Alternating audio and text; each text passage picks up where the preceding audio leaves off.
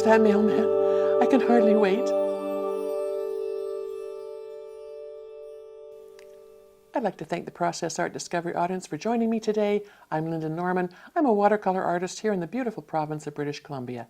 Today, I'm going to share with you some of the beautiful Rockwell paints that arrived in my mailbox the other day. They arrived. I could hardly stand it when the box showed up on the doorstep the other day. So I ripped them open, and then as life happens, a whole bunch of things started to fill in my time, and I didn't get a chance to explore with them. So today, I'm inviting you to join me as I have a little play around with these beautiful, luscious Rockwell paints. I'll tell you the colors. I bought 3 colors separately because I thought when I went to their website, it's Rockwell Global, that I found these on. And I have other Rockwell paints too that I really adore. They're richly pigmented. A lot of them are called self-evolving. I don't know if they all are, but they are fun to use. So the first color that really stood out to me when I looked at their color palette online is this one called Jasmine.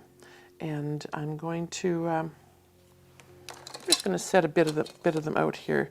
I'll put the Jasmine right in the end here. It's a gorgeous light green, fresh and bright. I'm excited to see what that looks like once I get some water on it and I get it onto my paper. These little tubes are 5 milliliters. Yes, and they came in this little box. It's a Canadian company, that's why the maple leaves are on there. But they are called Rockwell Global. I think they source some of their materials worldwide now. So the second color that got my attention is called Cherry Blossom. And then these, if you've been following me, you know that these colors probably are not what you would normally see from me in my paintings. Cherry Blossom, look at that. It's oh my gosh, you could almost taste it. It looks so yummy. And then the third one here is Blue Lily. I do love lilies. Let's see what this one is. It's been a while since I've ordered these, so I'm trusting that I knew what I was doing when I ordered. So those are those 3 little tubes, and so I put those there. The next ones that I ordered, whoops, pardon me, came in this beautiful box, and it's a Lorraine's favorite. So these colors are mixed for Lorraine Simons. She's an artist that Rockwell works closely with, they work with a lot of artists all over the world and build palettes to suit each artist's liking. And please if you get a chance, and I'm not affiliated with them or anything, I just love what they do. So please if you get a chance, go to their website, Rockwell Global, and have a look. So they come beautifully packaged and I don't know, there's something about that, you know, when you're waiting for something in the mail and it comes and it's just, you know, it's been well produced, well manufactured, and well cared for by the way it's sent and presented. So these colors in this set, the 3 of them, are Lapis Brown, Valentine Purple, that sounds nice, eh? And Burnt Ochre. And I thought these would be a really fun set of colors. And I think Lorraine does a lot of, if you can sort of see here, she does portraiture, which I am terrified to do. One day maybe. So these colors are ones that she uses in her portraits, but they're really, really quite beautiful. So the first one is Lapis Brown. I'm going to put that right there. Oops, that's a lot of brown. And it looks, from the tube, it looks to be quite dark. Put that there. The next one is Valentine Purple. That just sounds It just sounds like something you'd want to use a lot of, right? But it is, oh my goodness. I'm going to just open the end up a little bit. It seems to be, there we go. Or not. Isn't that interesting?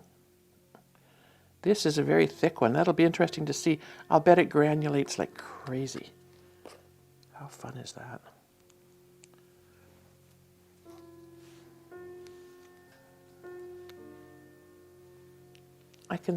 Isn't that interesting? I think one of them has, they smell. They have a scent. These first three, isn't that interesting? Suddenly I got this whiff of cherry blossomy kind of fruit. So those first three colors, let me see what it says on them.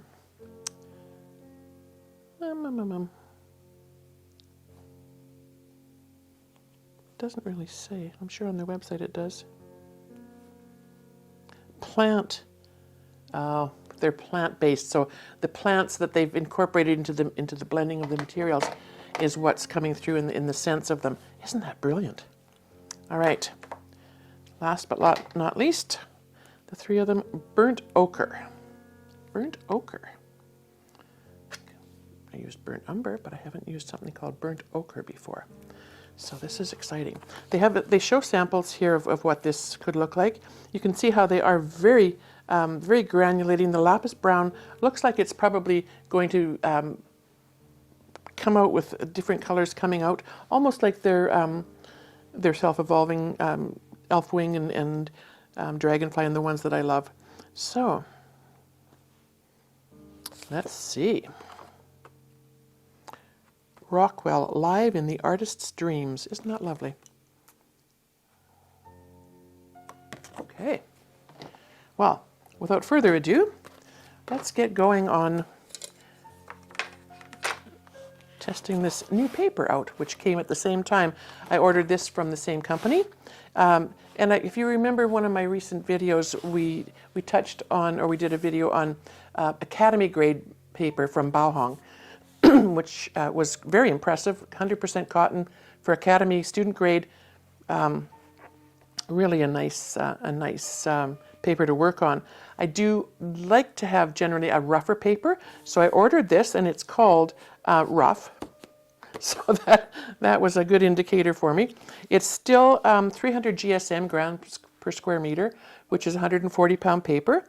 Used for watercolor, pen drawing, all sketch, gouache, same as what's said on the Academy grade. Scrub resistant, modifiable, natural white, environmental protectum, fit for all artists. There's 20 sheets in this block, and it is 100% cotton. I think I've mentioned before, I understand that Bauhong works closely with several very well-known artists around the world to develop their products from the advice of the artists. So they're really paying attention and knowing what we like to work on. All right, so this is going to be a little different for me because this is not my regular palette. But I'm going to just give those paints a little bit of a wet just because they're out of the tube, and I can already see how fun some of those are going to be. Now that third color, which, oops, pardon me, was, I should have written those down, but I didn't. Blue Lily. It's almost like a phthalo blue green, which is kind of pretty. So, beautiful new sheet of paper. Let me think. Yeah, I think I'll leave it that landscape orientation. And I don't think I would use my Ochre brush to start with. I'd use my 5-line solo brush. It will give me quicker coverage, I think, with water on this paper. Be interesting to see how this block holds up. once it absorbs the water and the moisture. I know a lot of artists like to use just sheets of paper, and they wet both sides, and then the wet on the back helps it to sort of suction. If you've got a smooth surface, acrylic or plastic or something, it does help to hold the paper down and not move around. And I do like to do that sometimes, but I love to just paint on the block. It takes a lot of the guesswork out of it for me and a lot of the fiddling around. I'm a busy Nana, as I've mentioned before, and I don't always have time to do a lot of the prep work. So if I can just come down and get to painting, it's a good thing. We have here in British Columbia our kids, grandkids started school this week. It's been an exciting time for them. I have here in my town 2 grandsons, one 8, one 4. They just turned 8 and 4 this month. And so that means full-time preschool and grade 3. That's so exciting. And I think some of the projects I'm going to do in the future will sort of be incorporating some of their ideas, because their creativity blows me away. So stay tuned. We'll see what kind of collaborative efforts they can bring to my table. All right. Now I can see that it is slightly buckling, but not like some, which is nice, interesting. We'll see where we go with this. All right, so we have the whole page wet. And we have a brown. We have a purpley, lilac-y purple, which is really pretty. That actually was the burnt ochre. And then the first one was, hang on a second. It'll come. There we go. Oh, the lapis brown. That's an interesting color to me. So I kind of want to just play with colors, let them flow. And I've done them before where I've put the color along a line and they kind of move out and do what they want to do. But I think I want to fill in more of the space this time. So I'm going to start with, what color is most appealing to me here? I think I'm going to go with the burnt ochre. Oh, isn't that gorgeous? It's kind of a rusty brown. And that is the wrong brush to be using. These brushes are lovely, but they tend to make a sharper line. I'm going to go back to my hockey brush, and I just want to get a little bit of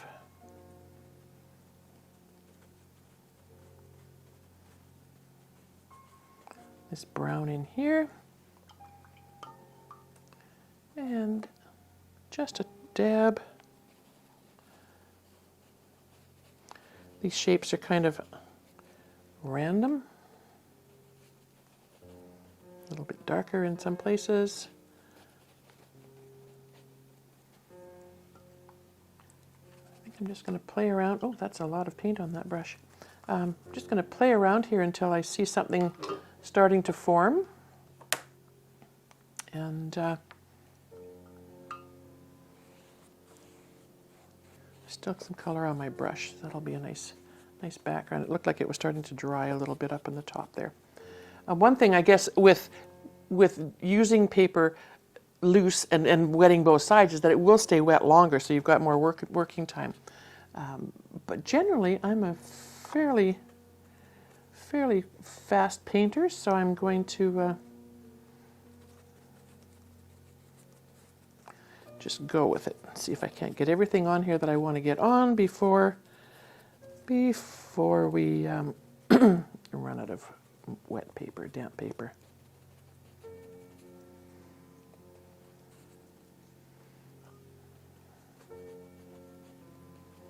These colors do go nicely together. Lorraine certainly picked a beautiful combination. I love the gray tone of this brown. Lapis brown. So lapis is blue, right? Lapis lazuli. And I can see where the brown is coming out, but the gray is staying as the base in this example. This is really quite lovely.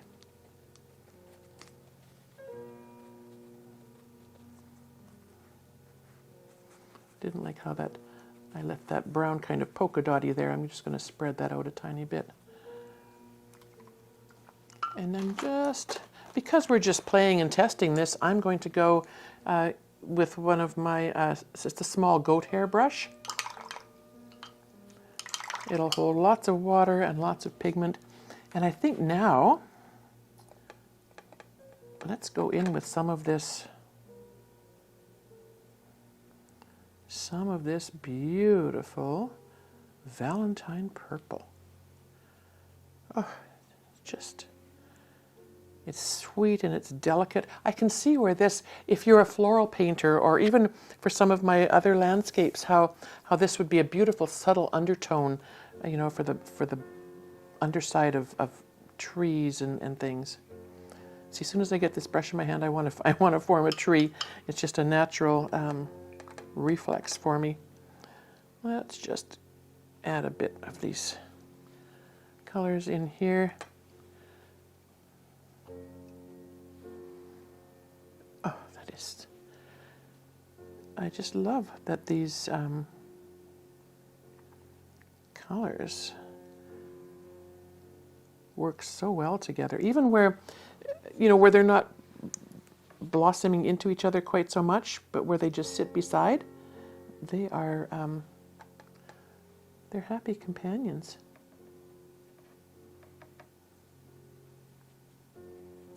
Look at that. You know, in the future, if I wanted to do a really dramatic sky, I can see where I would use the burnt ochre, and then this Valentine Purple. It's just creating the most incredible. I'm just going to go back in with that dark for a second there. Whatever this turns out to be, when you add these little dark bits here and there, they become the basis for shapes sometimes, shadows. This might be a scene from another planet, who knows? Just soften some of those. Yeah, this to me is absolutely incredible. I can see where I'm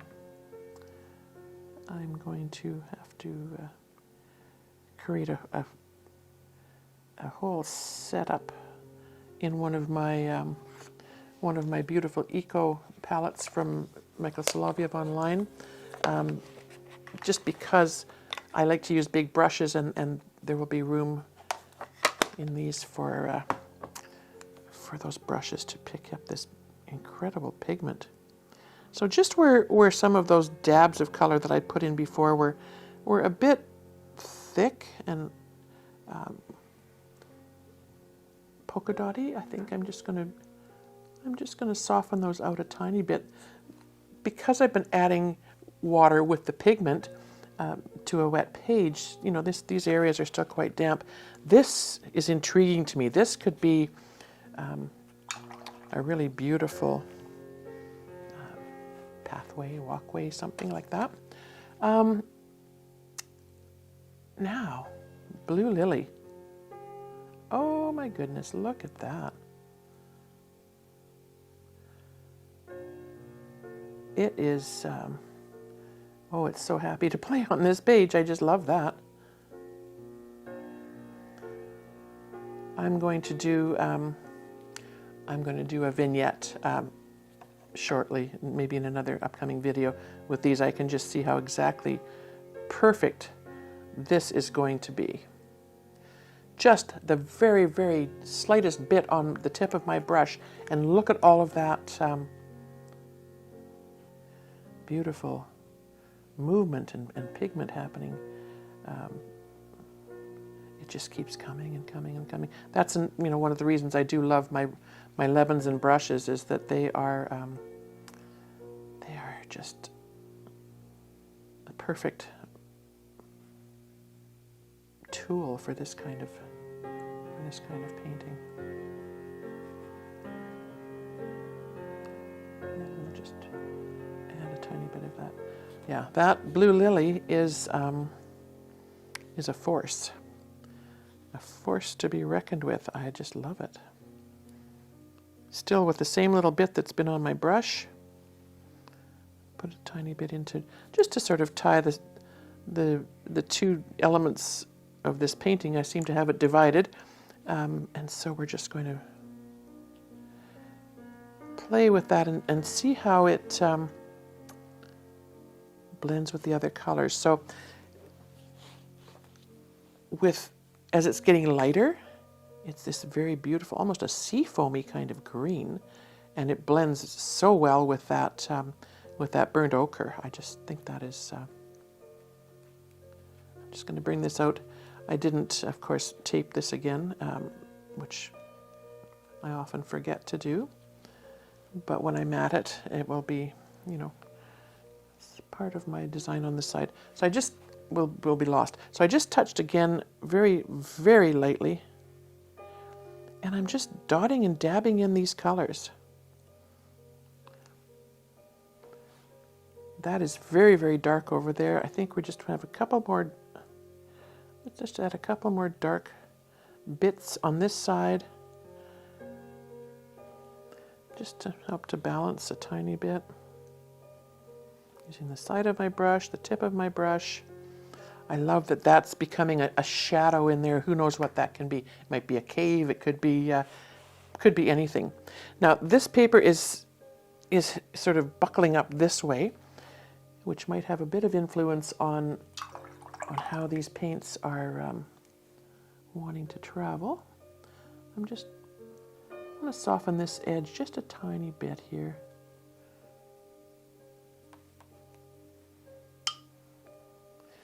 And that was the dark brown. I just think that we could probably add a few more shadowy bits by just adding some of that in. I'm a landscape artist, so this probably will be some form of a landscape, fantasy or otherwise. Yeah, this is really quite exquisite.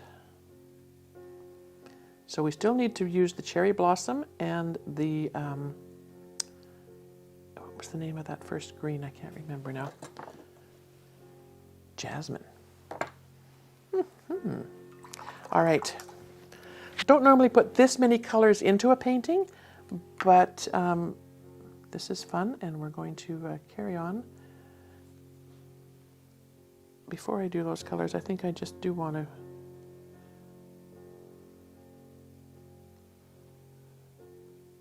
add just a tiny bit more of this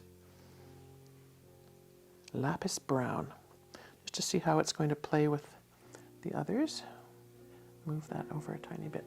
All right, cherry blossom. Now I can see that pink looks almost like what's evolving out of this lapis brown. You see how it's got a sort of a tinge to the edge of the blue and the grays. And let's have a look. See what this little bit of cherry blossom is going to do for us.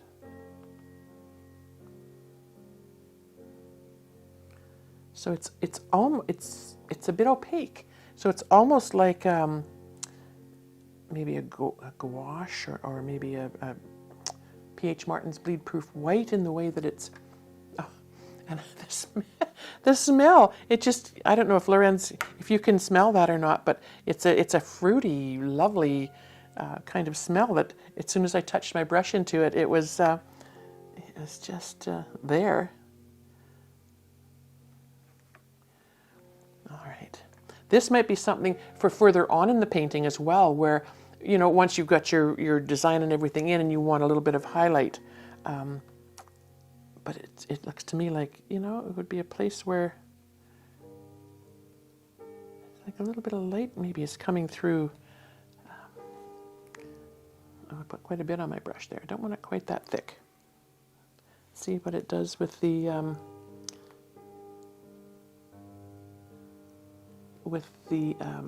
burnt ochre. Yeah, it's a very neutral. It just kind of takes on a softness, and it seems to go well with just about everything we've got on the page here. All right. That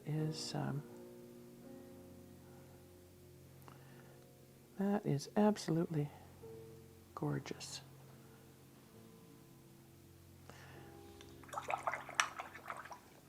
Now I see here, because it's a thicker paint, it's kind of a blot of it there. Oh my gosh, I could play with this for hours and just watch what is evolving. But another fun thing to do with this would be to try with the saran wrap or you know, those kind of texture-y things to see what would happen. It would add to the textures that that these beautiful paints provide. And these are almost misty, cloudy looking. I'm trying to be careful now to not add blooms and blossoms, which is exactly what's happening here. So I'm just going to soften that edge out a tiny bit. And this might be a nice place for some of that cherry blossom to just kind of fit in there. And we'll just add a little bit of moisture to the edge of the paint. And look how easily they re-wet and you know, fluff out. I think this is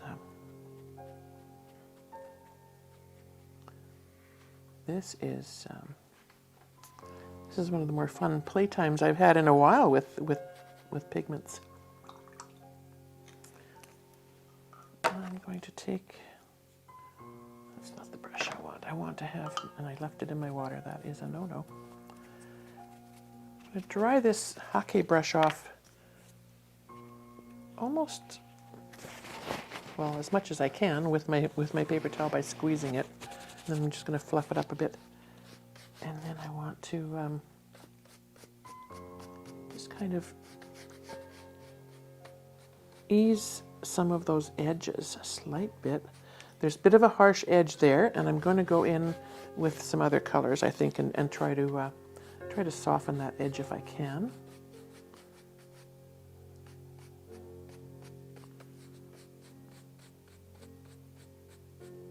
This will be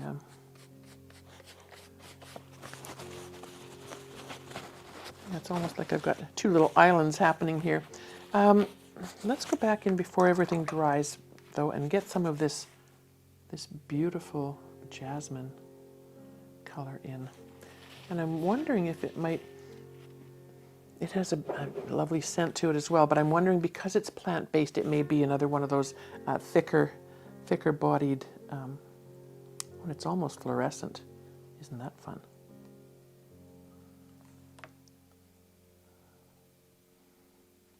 Oh yes, look at how beautifully it blends together with these other, especially wet on wet. I think wet on dry it may be a little more opaque.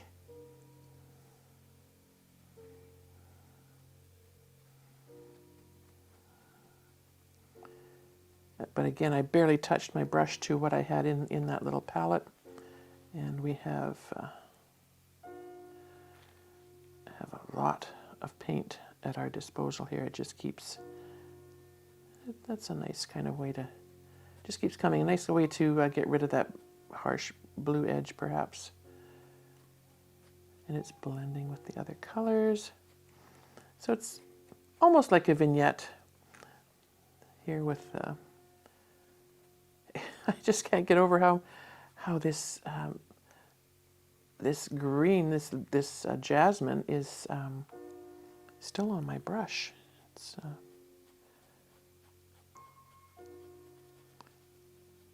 It's one of those things that just keeps on giving. Yeah.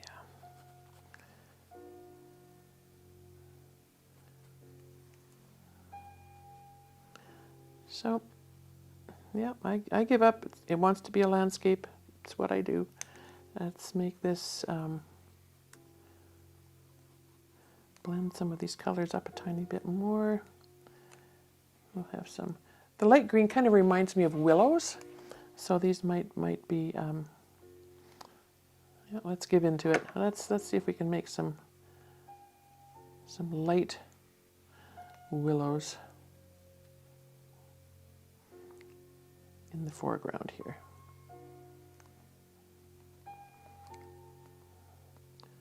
Just some nice, bright shapes to be front and center. Nice little trees. Oh, there's a nice tall one. What are those tall trees called? That they're almost like a birch, but they're quite yellow. Maybe it's a yellow birch. I don't know. But yeah,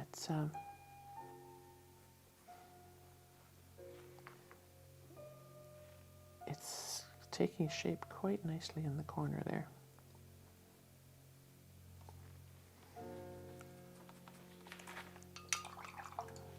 This is fascinating to me, how this this jasmine is working its way. The lightest color in the palette, and it's taken its place quite dramatically here. Let's get this all the way down to the bottom. See how far that will go.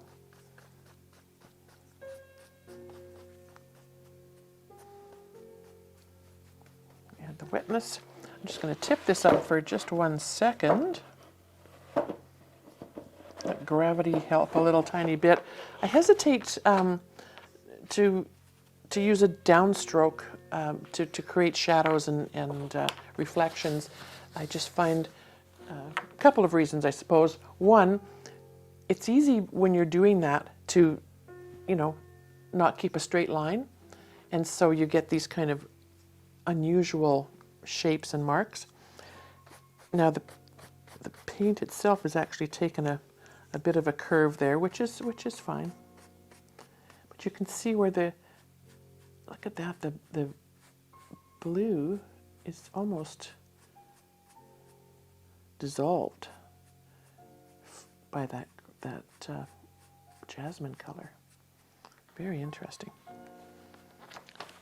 And then this side, oh my goodness, this is highly pigmented paint, and it's and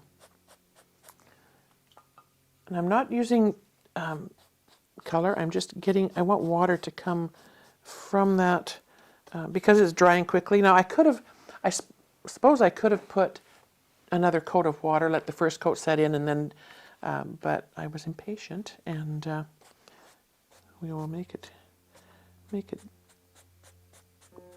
work.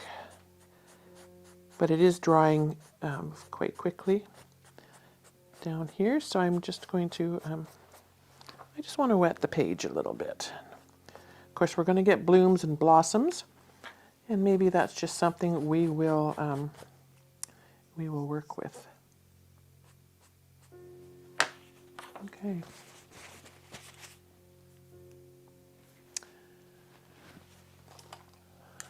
I'm going to take it's a soft brush. It's a watercolor brush. It's soft, but just a bit of a different shape. Pardon me. And I just want to soften out some of these bloomy edges if I can. A dry brush is always good for this.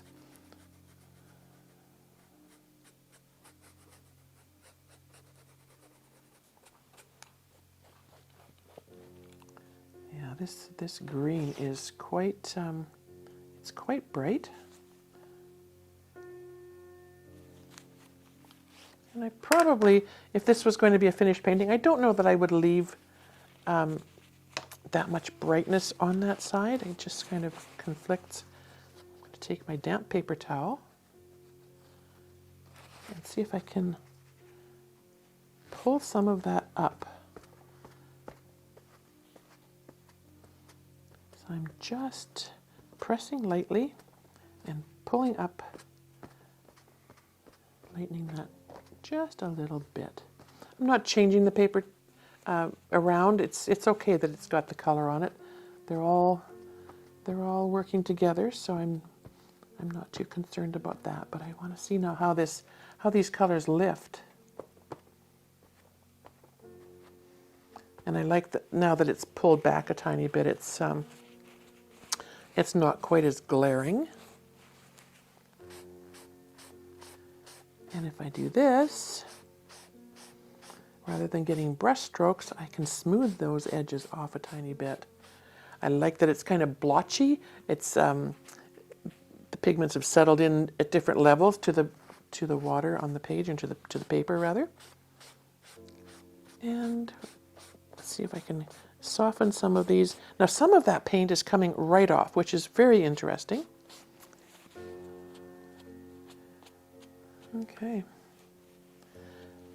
Well, I can see where there can be some beautiful layers.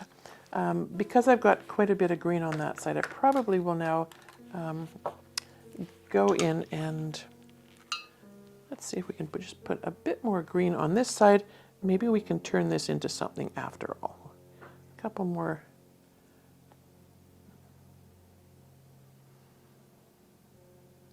Spots of green.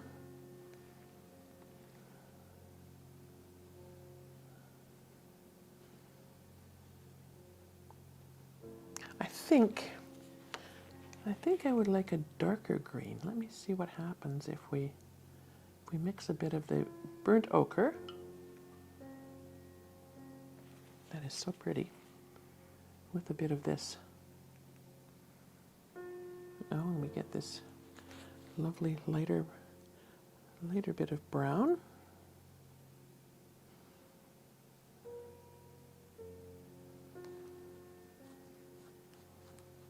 And this is almost like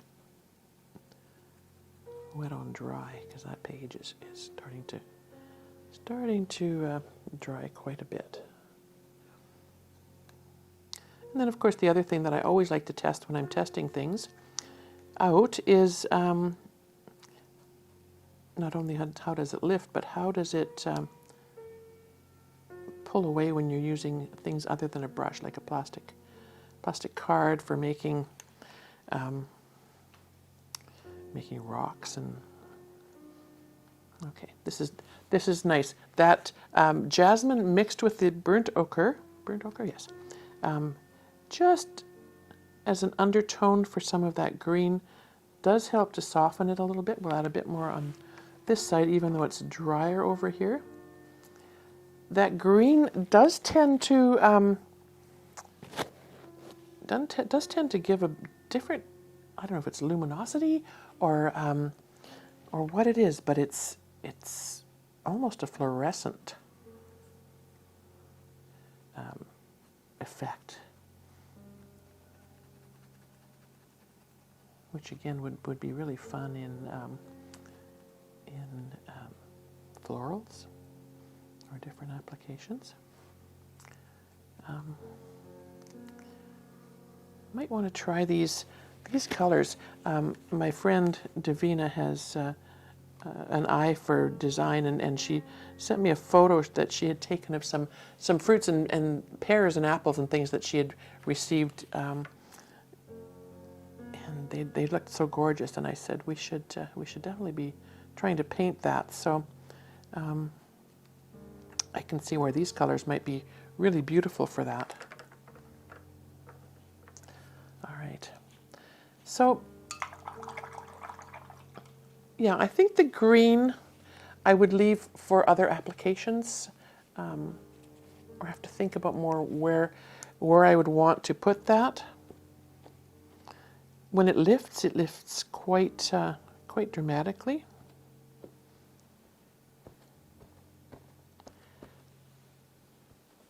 Quite a bit of it comes out. And to lift more, I wonder if we wet it, if it would, how this paper and these pigments would, yeah, it comes back not bad. Lifts quite well, but it does make it seem to be quite bright. So I'm just going to add just a little more of that brown in there. Yeah, I really love this this burnt ochre. It's quite a beautiful color. It's a very rich, velvety kind of orangey brown that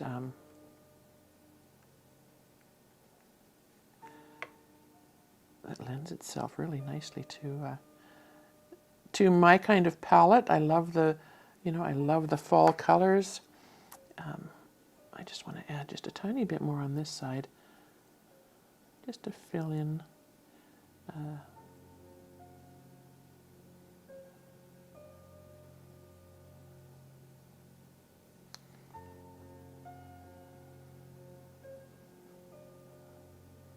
Our forests here right now are suffering terribly. They're not as green as they used to be, and many of them are gone because of the fires we've had recently. This is really fun, laying these trees in. We'll see what they look like once things dry. Just putting these shapes in, kind of loose and random. This is still quite damp in here. So the burnt ochre looks like it's for my style of painting. For my trees, it's going to be one of my permanent residents in my palette, I think. And this Valentine Purple with a little bit of the burnt ochre and some of that lavender. It's not lavender, what was it called? Valentine Purple. With the lapis brown. For my skies, I can see where I can incorporate those quite nicely. Yeah, this is going to have to change here because it's got some blooms and some blossoms, as will this area here. I think I'm going to try and see what, if I lay the painting quite thick, what kind of a rock formation I might be able to create along this. Obviously, it's a shoreline. It's kind of where I go, isn't it? I'm just going to add a tiny bit of the lapis brown in there, just so that we get some shadows in that rock area. And I'm just going to let that sit. When I do the rocks this way, I like to lay a fairly heavy load of pigment down, and then let it sit, let it absorb, let it some of the moisture dissipate a tiny bit before I go in and do anything with any rocks. And then on this side, and I'll do those first. We'll see how that turns out. And then if that works out well, I probably will bring more of that rocky situation down over here, just to cover up this mess that I made. And I think that probably happened because of the amount of moisture on the page as well. And then I put the green, the Jasmine green there, and it didn't absorb into the paper like I thought it would. So when I dabbed it, it came right off, which is very interesting. So whether that is something to do with the paper, I don't think it is. I think the paper feels. I haven't noticed any other abnormalities in the paper. It doesn't look like there are, any flaws in it. Sometimes you get a paper that has irregular sizing on it, and that becomes an issue. I've done work where the painting's almost finished, and then I go to put the last little bit in, and then suddenly there's a segment on the paper where the sizing is either missing or different, and it grasps that pigment and leaves a big, weird, dark mark. So that's not always great. But this is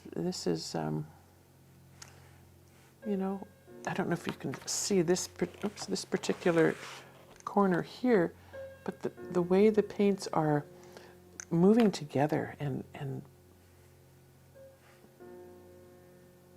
working well. I just love how that is happening. You know, this is, I forgot to tell you what size it was. I think it's probably 12 by 18, maybe thereabouts, maybe 14 by 18. And it's a fairly large surface to be considering, especially when you're testing a bunch of paints out, to keep an eye on all of the parts, because while the paper is wet, they really are moving parts. So you need to keep alert, stay aware. I like to smooth off some edges. There's a little bit of a paint drop there that I blobbed in. And then I can see here where this kind of a slope has a little blossom. And I think what I will do with this one is I'm going to try, see what happens if we try to make a purple tree there. It's going to be, there we go. We can change that bloom into a couple of trees. Just put a couple of tree top looking shapes there, and it will come right down. Yeah, the lavender, Valentine Purple. I must remember that. It's a beautiful, beautiful name for lavender. Is, I think, going to be a nice color for a soft, faded out, smoky kind of background. And I can just pull up some treetops, and then, yeah, there our little bloom that was happening there has become another level of trees in the background. And we can put a few more back in here. It almost looks to me like I could put another pathway up there, but I don't think I will. So I think I'm ready now to explore making some rock shapes. My little trusty plastic tab. We'll see how this paper and how this pigment works for this. And I think it's just fine.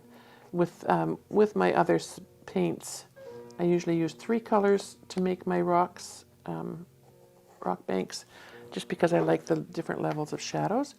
But these worked quite nicely, and I'm just going to dab away just to get a bit of lightness and a bit of highlight.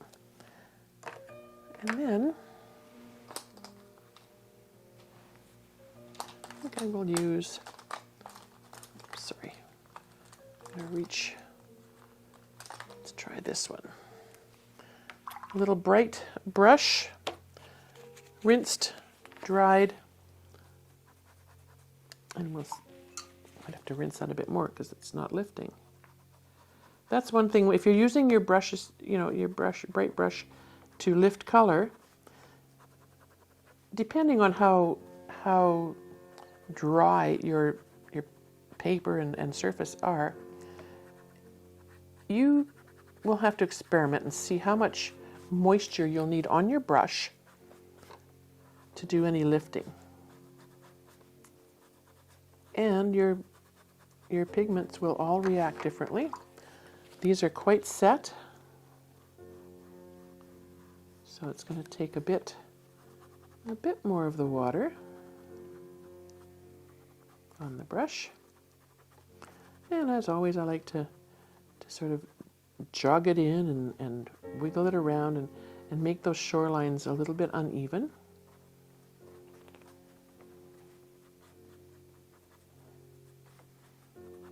you don't need a lot. You just need the hint.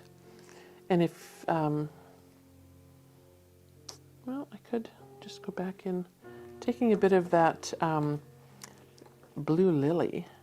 See what will happen. Just to add a bit of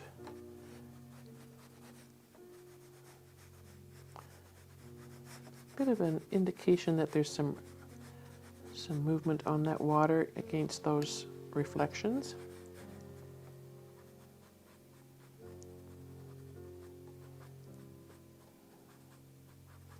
And I think I took a bit much out there, so that tells me that I can put maybe a rock there. Let's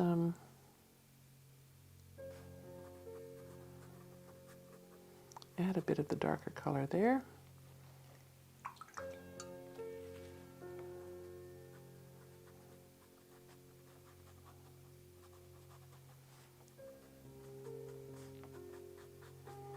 And we can pull this edge of the rock out a tiny bit, add a few more little bits there. I'm not sure what color I want for the rocks in this one. I might have to revert to, you know, if this was going to be a finished piece, I might want to revert to my Daniel Smith paints just to get my rocks the shape and color that I want. But yeah, I don't know that mixing the two brands would work. That will be an experiment for another day. And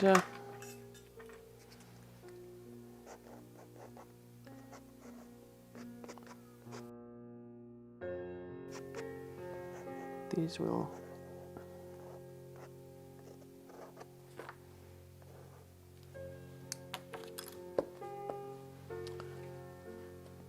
just pulling off that little amount of thick color, thick pigment that was sort of sitting on the top.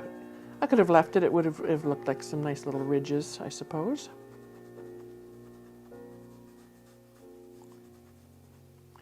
Yeah, so this this combination of the Rockwell paints and this paper doesn't give me the same lifting as I experience with you know, with my other paints on different papers. So that's again another experiment that we will work on at some point.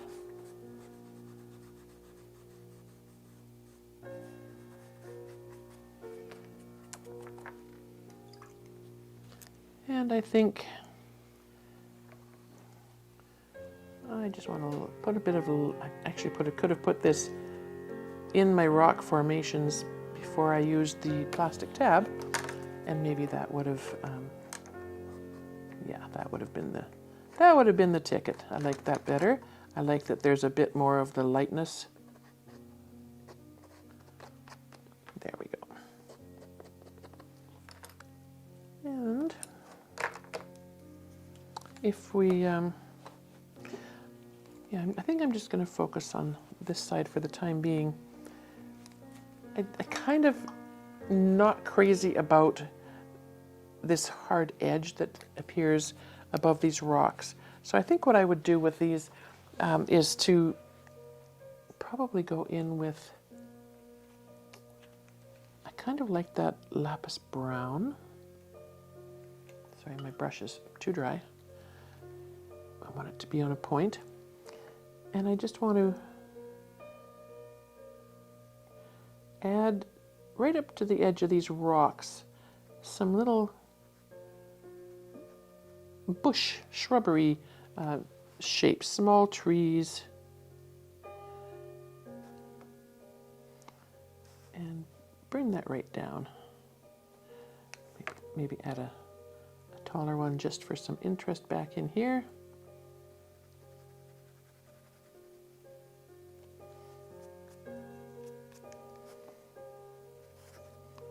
So these will be a little more rounded on the top.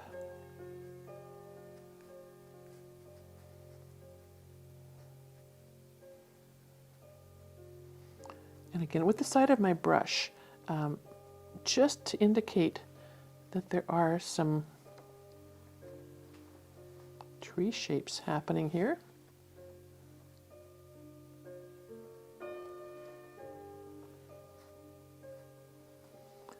There's kind of a light bloom happening there, so I will add a little bit of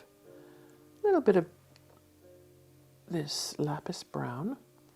It is a nice color to have on hand, that is for sure. So these are kind of rickety pines, kind of like we see on a windswept coast, or in the muskeg, is it muskeg or tundra? Muskeg in northern Alberta when we went up to visit my youngest daughter and her family in Fort McMurray. We left from Grand Prairie, where my son lives, and he drove us all the way up to Fort Mac. And it was amazing to me to see the trees and how they're still surviving through the most horrendous winters. They don't look very happy, some of them, but yeah, I just loved seeing the different shapes and the different ways that so many of them for miles, they'd all be leaning one way because you knew that heavy winds and snow had come at them from that direction. And yes, so interesting. So this lapis brown is nice. It keeps its color when you're using it as a drawing tool almost with the tip of the brush, right? Yeah, this is lovely. The paints sort of created this ecosystem. Now I can go in and I can enhance some trunks of trees.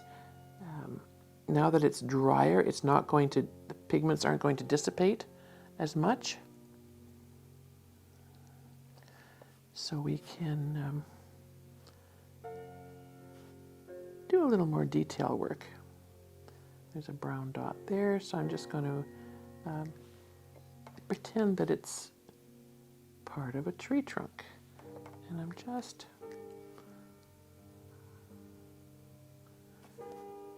going to put little bits in. You don't have to paint an entire tree bristle and branch and leaf for leaf. The hint sometimes is all you need, just to have that placement there. I probably won't do a lot more on this, I don't think, with those trees for a while. I'll let that sit and decide where I need to put a few more of these guys in. Where there's, like I say, when I see a heavier dot of paint, it sometimes tells me that I can, invites me to use it as a starting point for a tree shape or something else. Sometimes they turn into birds depending on where they are in the painting. I don't often put birds in, and I don't know why. I have several people telling me that I should be putting birds in. Maybe I'll have to work more on that. There's a little blossom there, so I'm going to cover that up with a tree. Trees are pretty important, right? And one more little one there. And it doesn't take much to indicate that we have a tree.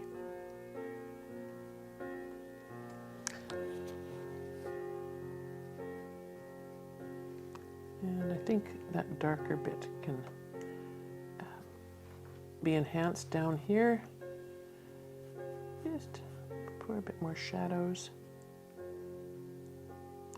And I think now, after I had put those colors in there to act as shrubbery, I am going to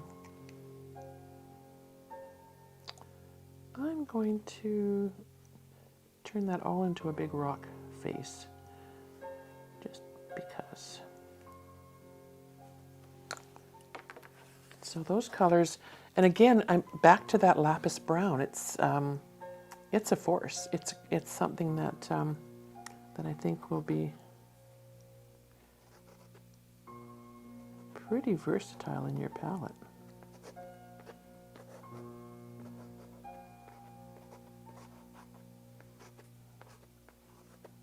Bring this down, a couple of scrape marks for some rocks.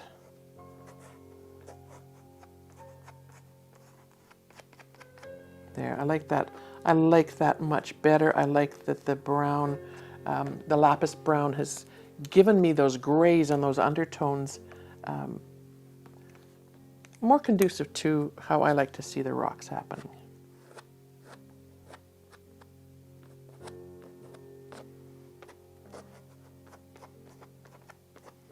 Make them a little irregular, and I'm just going to just the slightest touch. Again, it doesn't take much to pick up a ton of that pigment, and we'll carry that right along that shoreline, I think.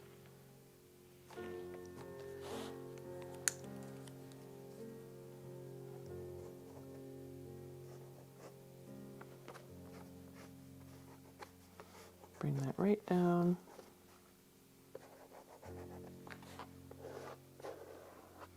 You want to be careful when you're using your plastic. You don't want to be scratching your paper. This is pretty tough paper. The rough, cold press rough 100% cotton can take a fair bit, but you can actually scratch it and damage it and then make a line that you can't get rid of. So we want to be careful about that.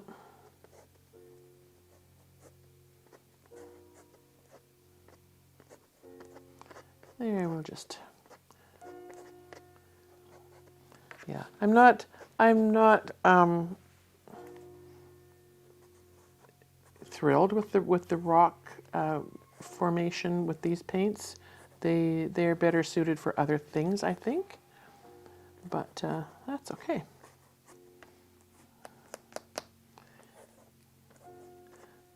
And I may just have a bit more on here than I actually need. There, I think that's enough for those rocks. Yeah, I do love that that these paints, like my others that I love to work with, do have a way of kind of painting themselves into scenes. And yeah, I'm happy with that. I think with this one, I probably could have, you know, cut it and make two separate paintings, because I see something totally different on this side. And I think that's where I would leave it. I would like to try that. I think I would just cut this painting, cut this page in half, leave this one for another project. This one I might want to, once it's completely dry, maybe use some archival pens and do some pen and wash style doodling on them. And so I think I will save that for another video. I will cut this off. We'll come back to this one somewhere down the road, and we'll work on that. Yeah, I think there's some things that can definitely happen here. And if I was to, I don't think I have a mat here. Maybe I do. Oh, yes, I do.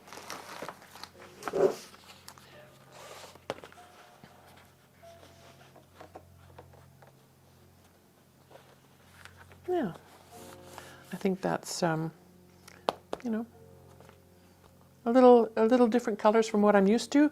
I do love how they play on the paper, and I'm looking forward to spending more time with them and with this paper, just to see what possibilities we can come up with. Yeah, so Rockwell paints. Who knew that?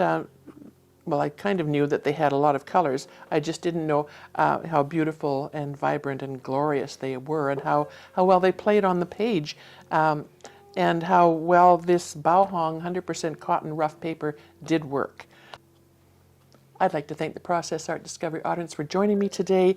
I hope that we've explored the Rockwell paints and the Baohong rough cotton paper to your liking, and that you will give them a try. They certainly are fun to work with. We'll, we painted a little scene. Started off just putting colors down, ended up with one scene that I think probably I would consider finished. In another video down the road, we'll work on doing something with this side. And yeah, let's just continue having fun. If you like what you've seen, please subscribe to the channel or head on over to their members area. They've got fun things happening there soon.